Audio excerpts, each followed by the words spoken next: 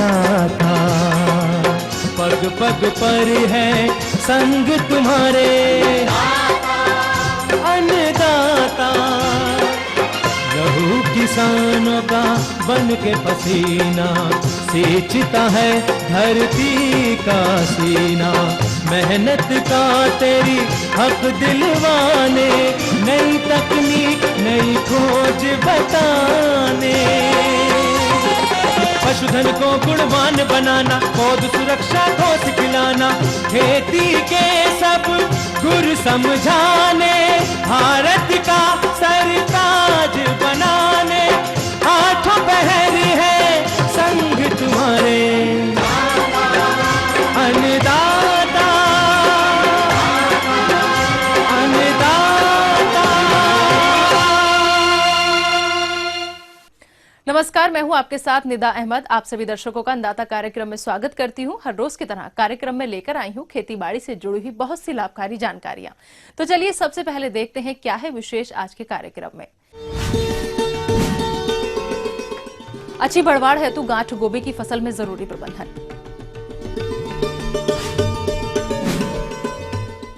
मछलियों में लगने वाली बीमारियों की रोकथाम व उपाय।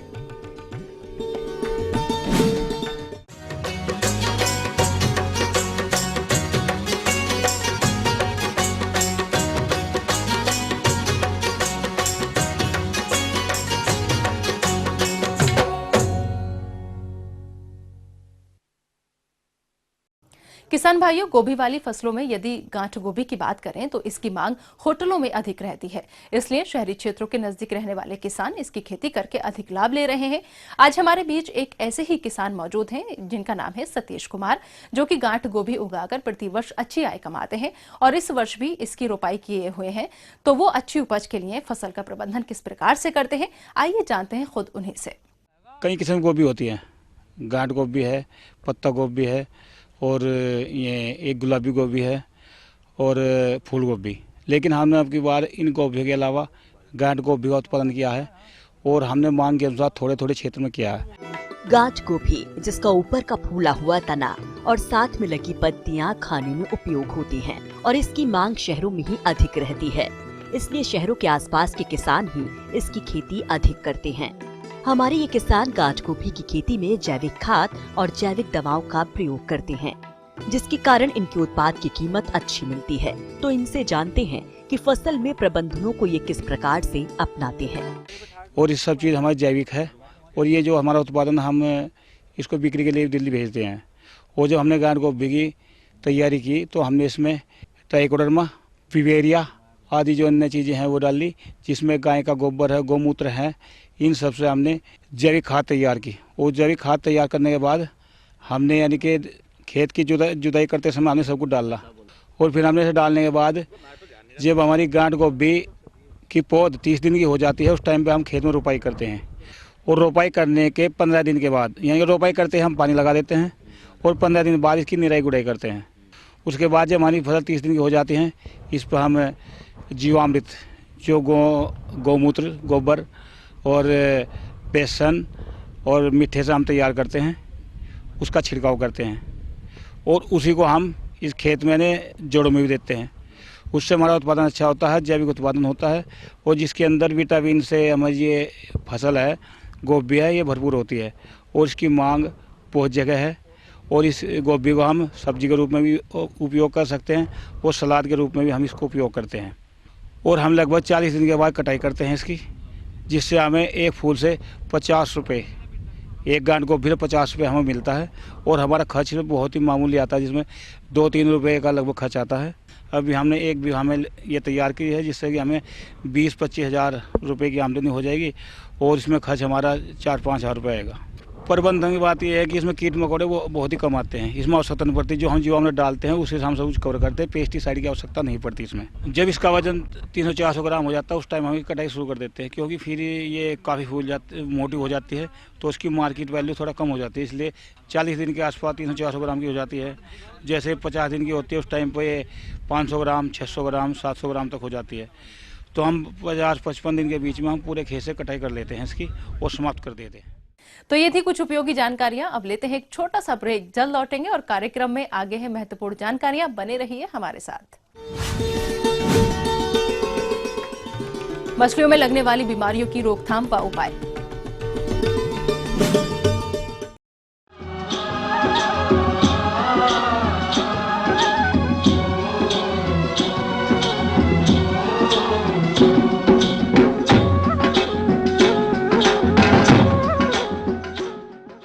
ब्रेक के बाद आप सभी दर्शकों का स्वागत है। चलिए अब रुक करते हैं अगली कड़ी की ओर।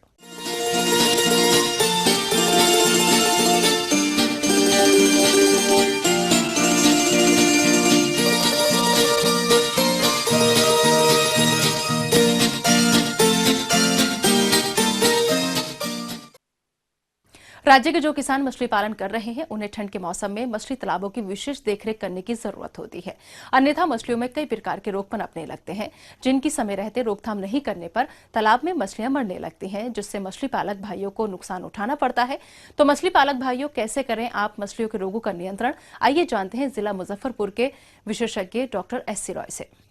उनके लिए एक ये है कि कहीं कहीं से खबर आ रही है कि लाल धब्बा वाली बीमारी, जिसे हम लोग EUS कहते हैं, जहाँ कहीं भी इस बीमारी के लक्षण दिखाई दें, जैसे उसके शरीर पर लाल धब्बे या चकत्ते के रूप में, घाव के रूप में दिखाई दे, तो समझ लें कि ये एपिज्यूटिक अल्सरेटिव सिंड्रोम नामक बीमारी है। और इसके उपचार के लिए एक दवा है सीफैक्स, ये लगभग 400-500 रुपये लीटर मिलता है। और 1 हेक्टेयर का अगर आपका तालाब है और उसमें 3 फीट पानी है तो 1 लीटर दवा आप डालते हैं, उसका घोल बनाकर 50 लीटर पानी में, तो 3 दिन के अंदर पूरा बीमारी से आपको छुटकारा मिल जाएगा। दूसरा यह है कि टेम्परेचर चेंज हो रहा है और किसान भाइयों को सलाह है कि अपने तालाब के पानी का जल स्तर जो है 1.5 मीटर से नीचे नहीं जाने दें। किसान भाइयों, मछलियों में ये रोग तालाब की सफाई के अभाव में होता है, क्योंकि तालाब की सफाई नहीं करने पर हानिकारक फफूंद और जीवाणुओं का प्रकोप बढ़ जाता है, जिनकी चपेट में आकर मछलियां रोगग्रस्त हो जाती हैं और मरने लगती हैं, जिससे आर्थिक क्षति होती है। तो इस रोग से बचाव के लिए मछली तालाब की साफ सफाई का प्रबंधन कैसे करना है? साफ सफाई में तो अभी चूँकि आप मछली का पालन चल रहा है, आपको एक ध्यान देना है कि अगर किसी प्रकार का अनावश्यक जलीय वनस्पति या कोई और पौधे अनावश्यक जो अगर आ गए हैं तो उसको मैनुअल हाथ द्वारा या कटीले तार द्वारा आप निकाल दें। किसी प्रकार का अनावश्यक वनस्पति नहीं रहने दें।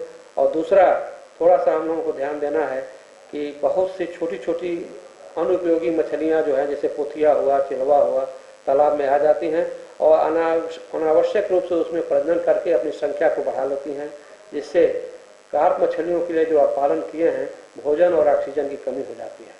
तो अपने तालाब में जाल डाल करके जितनी भी छोटी अनुपयोगी मछलियां हैं उनको निकाल कर बेच दें। वो भी अच्छा प्राइस देती है, 40 से 45 रुपये केजी बिकती है।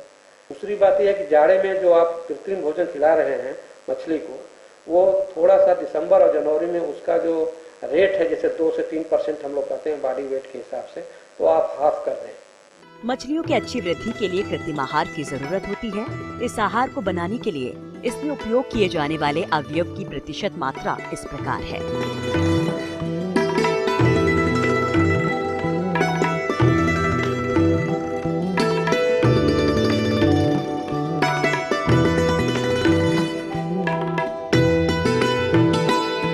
कृत्रिम आहार प्रतिदिन सुबह के समय देना अच्छा होता है। आहार को देने के लिए इन मिश्रणों को थैले या बोरे में भरकर बोरे के निचले हिस्से में छोटे छोटे छेद बनाकर बांस के सहारे तालाब में लटका देना चाहिए, ताकि मछलियां बोरे के छेदों से धीरे धीरे भोजन करती रहें। और किसी प्रकार का दुर्गंध या काई, हरा रंग की काई इस तरह का दिखाई दे तो खाद और कृत्रिम भोजन दोनों का प्रयोग बंद कर दें और उसमें चूने का प्रयोग 200 किलोग्राम प्रति हेक्टेयर की दर से, अगर 1 मीटर से 1.5 मीटर पानी है तो आप करें। और जब नॉर्मल सिचुएशन आ जाए तो पुनः खाद और कृत्रिम भोजन का उपयोग शुरू करें। और जो किसान मत्स्य पालक सीड प्रोडक्शन का भी काम करते हैं, मछली के बीज का उत्पादन का काम करते हैं, तो उनके लिए यह है कि कॉमन कार्प का अभी जो मेल और फीमेल मछली है उसको अलग से आप छांट करके मैच्योर परिपक्व मेल और फीमेल को अलग कर लें और जनवरी भर उसको अच्छा तरह से फीडिंग करावें। बॉडी को उसके 2 से 3% की दर से आप उसको जो है कृत्रिम भोजन दें और मेल और फीमेल को दोनों को अलग अलग तालाब में रखें और फरवरी मार्च 2 महीने में आप कामन कार्प का प्रजनन करा सकते हैं और ज़्यादा से ज़्यादा बीज का उत्पादन कर सकते हैं। इसके लिए बहुत उपयुक्त समय चल रहा है। आगे और भी हैं कुछ रोचक जानकारियां, पर यहां पर रुकेंगे एक और ब्रेक के लिए। जल्द हाजिर होते हैं। अच्छे विकास के लिए बकरी के नवजात मेमनों की कैसे करें देखरेख।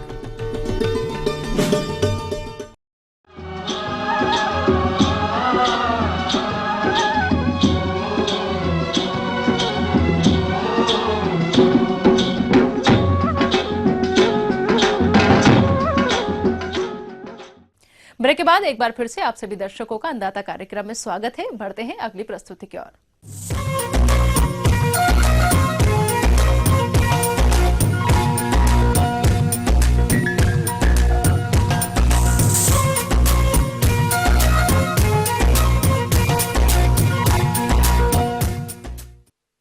हमारे प्रदेश के बहुत से किसान बकरी पालन करते हैं और बकरी पालन व्यवसाय को लाभकारी तभी बनाया जा सकता है जब आप बकरियों के साथ साथ उनके नवजात मेमनों की देखरेख भी उचित तरीके से करें। तो बकरी के नवजात मेमनों की देखरेख आप कैसे करें जिससे उनकी मृत्यु दर को कम किया जा सके और दूसरी तरफ उनका शारीरिक विकास भी अच्छा हो सके, इसी बारे में विस्तार से जानकारी दे रहे हैं ऐसे वरिष्ठ वैज्ञानिक डॉक्टर अनिल कुमार गौर। बकरी के बच्चों की देखभाल, आहार पोषण किस प्रकार से किया जाए, इसके बारे में मैं जानकारी देने जा रहा हूं। बकरी का जो गर्भकाल होता है सामान्य तौर पर 5 माह 5 दिन होता है। इसके पश्चात जब बकरी ब्याने को अवस्था पर आती है, ब्याने के पहले हमको जो गर्भवती बकरी होती है उसको समूह से अलग करके और हमारे यहाँ जो खोलियां बनी है आवास गृह में, उनको पृथक करके रखा जाता है ताकि दूसरे बकरियां गर्भित वाली जो बकरी है उसको किसी तरह से ना चोट पहुंचे और जो भ्रूण पल रहा है पेट में उसको किसी तरह कोई नुकसान ना हो, इसलिए झुंड समूह से उनको पृथक किया जाता है। अक्सर यह देखने में आता है कि हमारे कुछ बकरी पालक भाई बकरियों के नवजात मेमनों की देखरेख पर कोई विशेष ध्यान नहीं देते हैं, जिसके कारण जन्म के कुछ दिन बाद ही बकरी के बच्चों की मृत्यु हो जाती है। और इस मृत्यु दर को कम करने के लिए बकरी पालक क्या करें, आइए जानते हैं। और जब बकरी ब्याती है, ब्याने के पश्चात सर्वप्रथम हमें जो बकरी के बच्चे होते हैं उनकी नाक से जो लसलसा द्रव्य होता है नसिका द्वार से, उसको हमें अलग करना होता है। स्वच्छ हवा उन्हें प्रदान हो सके, तभी वो हमारे बच्चे जो हैं जीवित रह पाते हैं। तो हमें उसके पूरे शरीर से जो गीलापन है वो या तो हमारे पास सूखा कपड़ा हो, स्वच्छ साफ, या बोरा हो, उससे पोंछना जरूरी होता है। अगर ठंड का मौसम है तो धान का पुआल बिछाना जरूरी है।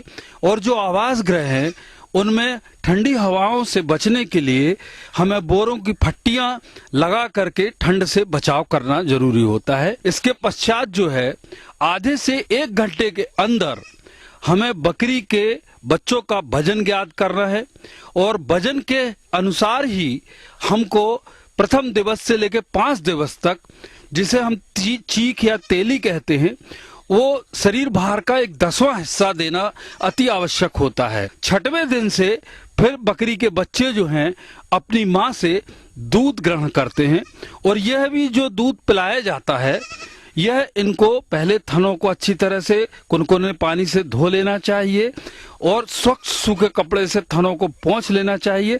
इसके पश्चात ही बकरी के बच्चे को दूध पीने के लिए थन मुंह में देना जरूरी होता है। किसान भाइयों, बकरियों के नवजात बच्चों का शारीरिक विकास अच्छा हो, इसके लिए उनकी आहार व्यवस्था तथा चराई पर विशेष ध्यान देना चाहिए। यदि आपने संतुलित मात्रा में दाना एवं हरा चारा नहीं खिलाया तो बकरी के बच्चों का अधिक दिनों में कम शरीर भार होने से उनका उत्पादन भी प्रभावित होगा और आपको बकरी पालन से आर्थिक हानि होगी। 2 माह के पश्चात ये बकरी के बच्चे, जैसा कि आपने देखा है, ये हमारे हरे चारे को या बेरी की पत्ती है, पीपल की पत्ती है, बरगद की पत्तियां हैं या उमर की पत्तियां हैं, इनको खाना प्रारंभ कर देती हैं और 90 दिन के पश्चात इन बच्चों को इनकी मां के साथ हम चराई के लिए भेजना प्रारंभ कर देते हैं। कि जो हमारे बच्चे 1 माह के ऊपर हो जाते हैं उन्हें दाना मिश्रण दिया जाता है। उस दाना मिश्रण में 32 भाग पिसी हुई मक्का का दलिया होता है, 30 भाग जो है वो खली होती है, जैसे मूंगफली की खली है या सोयाबीन की खली है, साथ में 20 भाग जो है चना की चुनी होती है, 12 से 15 भाग जो है गेहूं का चोकर होता है और 2 भाग से 2.5 भाग जो है हम इनको जो है नमक पिसा हुआ देते हैं और साथ में उतना ही 2.5 भाग जो है खनिज लवण इनको देना जरूरी होता है। और इस तरह से अगर हम संतुलित आहार पोषण रखेंगे तो हमारे बकरी बच्चे जो हैं इनका शरीर भार उत्तम स्वस्थ बना रहेगा। बकरियों के नवजात बच्चों को अनेक प्रकार की बीमारियों से बचाने के लिए कौन-कौन से समय पर टीके लगवाएं तथा पेट के कीड़ों को मारने के लिए क्या करें जिससे आपके मेमनों को किसी प्रकार की समस्या का सामना नहीं करना पड़े, इसकी जानकारी कुछ इस प्रकार से है। होता ये है कि हम कितना भी अच्छा आहार पोषण इन्हें दें, कृमि अगर इनके पेट में रहेंगे तो ये शारीरिक वृद्धि पर्याप्त रूप से और अच्छी तरह से प्राप्त नहीं कर पाएंगी। हमें सर्वप्रथम इन्हें 21 दिन के पश्चात पहली बार इनको जो कृमिनाशक दवा होती है वो देना आवश्यक होता है।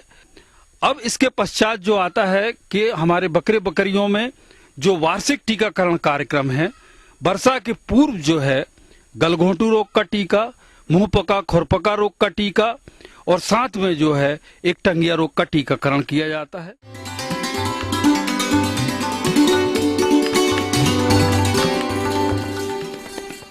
अन्नदाता हेल्पलाइन निशुल्क फोन संपर्क सेवा के माध्यम से आपके द्वारा पूछे गए कृषि से जुड़े प्रश्नों में से एक या फिर 2 महत्वपूर्ण प्रश्नों को हम अपने कार्यक्रम में शामिल करते हैं। इसी के तहत आज का चयनित प्रश्न और उसका जवाब इस प्रकार है। अन्नदाता निशुल्क फोन संपर्क सेवा के माध्यम से पूछे गए प्रश्नों में से आज हमने जिस प्रश्न को कार्यक्रम में शामिल किया है उसे पूछा है जिला मधुबनी के कृषक तुलसीदास वर्मा ने। इन्होंने आलू और मक्का की मिश्रित फसल लगा रखी है तथा उसमें किए जाने वाले प्रबंधन कार्यों पर जानकारी चाहते हैं। तो तुलसीदास वर्मा जी, आपकी जानकारी हेतु प्रस्तुत है कार्यक्रम का यह अंश। आलू और मक्का का अंतर्वर्ती जो फसल है ये बहुत ही प्रचलित है हमारे उत्तर बिहार में। मक्का और आलू की अंतर्वर्तीय फसल से अच्छा उत्पादन लेने के लिए इसका पोषक तत्व प्रबंधन करना जरूरी होता है, क्योंकि फसल में यदि पोषक तत्वों की आपूर्ति समय पर नहीं करेंगे तो पौधों की बढ़वार कम होती है। अब चूंकि फसल जब लगाए होंगे आलू की किसान भाई, तो जो हम लोग अनुशंसा करते हैं कि उनको लगभग 250 कुंटल जो है वो FYM देना चाहिए, जो फसल लगाने के पहले खेत में डाला जाता है। इसके बाद 120 से 150 केजी नाइट्रोजन मिट्टी परीक्षण कराने के आधार पर देना चाहिए। 90 केजी फास्फोरस और पोटास हम देते हैं आलू की खेती के लिए 100 केजी। तो ये हम मान के चलते हैं कि किसान भाई इतना पोषक तत्व डाले होंगे। फर्क ये पड़ता है कि अब इस समय फसल करीब करीब 2 महीने की होने जा रही होगी, तो उसमें जो आलू के लिए हम उपरिवेशन करते हैं, जो नाइट्रोजन की शेष बची हुई आधी मात्रा होती है, लगभग कह सकते हैं कि 60 से 75 केजी होती है, उसको हम 2 बार में करते हैं। एक फसल बोने के करीब 1.5 महीना बाद, दूसरा 2 से 2.5 महीने के आसपास में कर देते हैं। तो उसी से हमारे मक्का की ज़रूरत भी पूरी हो जाती है। और लास्ट में जब हम फरवरी में फसल को निकाल लेते हैं आलू का, तापमान बढ़ना शुरू करता है, तब उस समय हम लोग क्या करते हैं कि 120 केजी नाइट्रोजन है पूरा का पूरा, उसको हम 2 से 3 बार स्प्लिट कर सकते हैं। तो उसी समय हमको करीब करीब 30 केजी नाइट्रोजन जो है वो परिवेशन के तौर पर दे देना है। और 1-1.5 महीने फसल जब हो जाएगी, पुनः इसकी कैनोपी तनी हो जाती है, इसमें खरपतवार की कोई समस्या उस स्तर पर नहीं रह जाती है। किसान भाइयों, फसल पोषक तत्वों की समुचित प्रयोग कर सके, इसके लिए जरूरी है खेतों में नमी की मात्रा पर्याप्त हो और इसके लिए मिट्टी की नमी को देखते हुए सिंचाई करना चाहिए। आमतौर पर इस मौसम में फसल में 9 से 10 दिन के अंतराल पर सिंचाई करना लाभकारी होता है। वैसे तो मक्का और आलू की अंतर्वर्तीय फसल में खरपतवार उगने की गुंजाइश नहीं होती है, लेकिन फिर भी यदि खेतों में खरपतवार अधिकता दिखाई दे तो 1 से 2 निराई गुड़ाई बुआई के 40 से 60 दिन की फसल अवस्था पर करनी चाहिए, क्योंकि यह खरपतवार फसल की बढ़वार में बाधा तो डालते ही है, साथ ही रोगों और कीटों को पनाह भी देते हैं। और जब हम अंत में फसल को चूंकि निकौनी करके मिट्टी चढ़ा देते हैं तो अलग से इसके लिए कुछ नहीं करना पड़ता, एक फायदा तो ये साथ साथ चलता है। तो मुख्य रूप से यही क्रियाएं करते हैं। मक्का और आलू की अंतर्वृत्तीय फसल में रोग व कीटों का प्रकोप प्रायः कम ही होता है, लेकिन इस समय मौसम में हो रहे बदलाव के कारण आलू की फसल में पिछैती झुलसा रोग का प्रकोप हो सकता है। इस रोग से पौधों की पत्तियां भूरी काली होकर किनारों से सूखने लगती है और रोग की उग्रता होने पर पूरी की पूरी फसल नष्ट हो जाती है।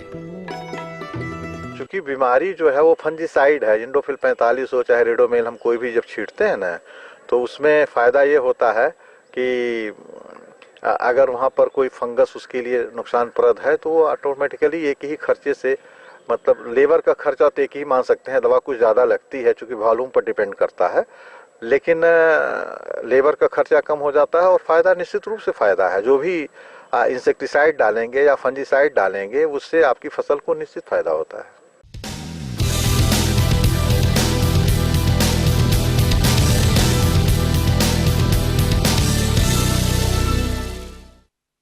राज्य की विभिन्न मंडियों में कृषि उत्पादों के चढ़ते उतरते बाजार भाव की संक्षिप्त जानकारी इस प्रकार है।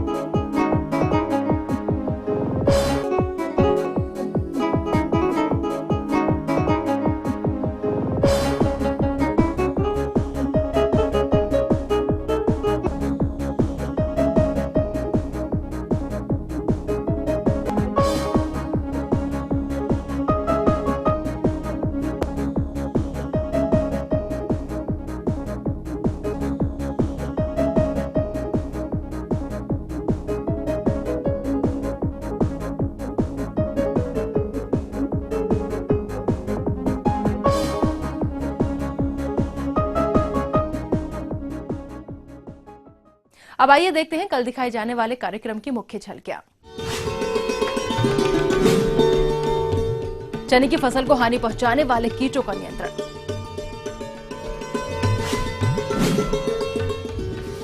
आलू खुदाई यंत्र की उपयोगिता और इसके लाभ। हम ये उम्मीद करते हैं कि आज का कार्यक्रम आप सभी दर्शकों के लिए उपयोगी रहा होगा। किसान भाइयों, अन्नदाता आपकी सेवा के लिए संकल्परत है। कृषि संबंधित समस्या और सुझावों के लिए आप हमें इस पते पर संपर्क कर सकते हैं। प्रोड्यूसर अन्नदाता, ETV Bihar, Jharkhand, Ramoji film city, Hyderabad 501512। साथ ही आप हमें ईमेल भी कर सकते हैं। हमारा ईमेल है annadatabihar@etv.co.in। इसके अतिरिक्त आप हमें निःशुल्क हेल्पलाइन नंबर 180010084599 पर सोमवार से शनिवार सुबह 10 से शाम 4 बजे के बीच संपर्क कर सकते हैं। फिलहाल अन्नदाता की पूरी टीम को दीजिए इजाजत। कल फिर इसी समय आपसे होगी मुलाकात कृषि संबंधित कुछ और महत्वपूर्ण जानकारियों के साथ। नमस्कार।